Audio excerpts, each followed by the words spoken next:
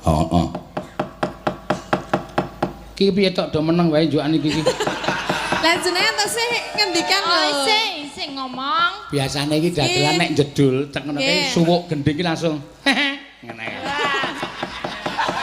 Ngono kuwi aku kowe kok do meneng wae. Lah soalnya duitnya digawa nang kono dadine arek omong ki piye ngono lho. Piye maksude? Kok ya dadak liwat jenengan ngono lho. Lah wong sing dibel aku kok iki anu manut aku.